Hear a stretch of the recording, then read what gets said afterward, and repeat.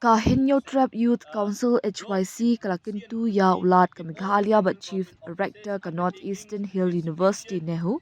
u CH Vijaya Shankar ban tuklar halor ka jingthung ya u Acting Vice Chancellor jong ka NEHU. Ka HYC kalakin no bakarai jo ka Ministry of Education ban IT ya ka kam Acting Vice Chancellor Shah Professor Saroj Kanta Barik ubana ka Department of Botany but ubade u Professor uba arha ka jinglong senior kalong persya ya ka kendon trekam ne ka Statute 2A Clause 2 jong ka NEHU. U President ka HYC u Roy ko Parson Rem u ong baka ne ka Statute kapen i bahadin bakut ka samay trekam jong u Vice Chancellor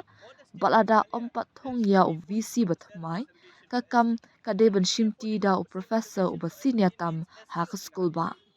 Kaseng kala ong baka ministry kam shimlak pensyai balay lakentat ya o professor o basinya tam bat kadawa badai ban bishar benya yaka hukum kabala penmi hak arpa artrik na itung arja arpung rio bat burenti iki kendon jong ka NEHU Act bat statutes.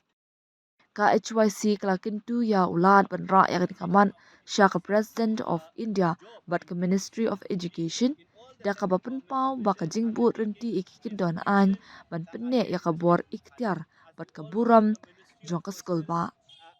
The first and foremost issue that we have placed before the Honorable Governor is regarding the appointment of the in-charge Vice Chancellor of NEHU.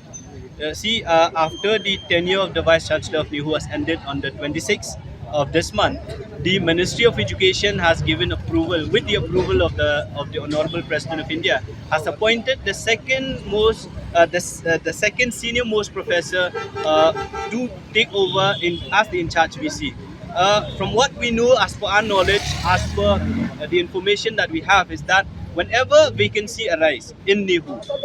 regarding the post of VC, the senior most professor should be appointed. The Act is all, the statute of NEHU is also very clear. If you read Statute 2A Clause 2, it is very clearly stated that the senior most professor should take over as the VC in the case of absence or in the case of vacancy of the post of VC. But what happened in the notification that was given by the Ministry of Education, we feel that there is a violation of the provision that was provided in the statute of NEHU. So we came before the Honorable Governor telling him that the Ministry of Education has violated the law or the Act of NEHU itself or the statute of NEHU. So he has listened to us, and he has assured us that the Honorable Governor will take it up with the ministry concerned, so that the ministry, if they do anything regarding the administration of NEHU, those things should be done as per the Act, as per the statute of NEHU.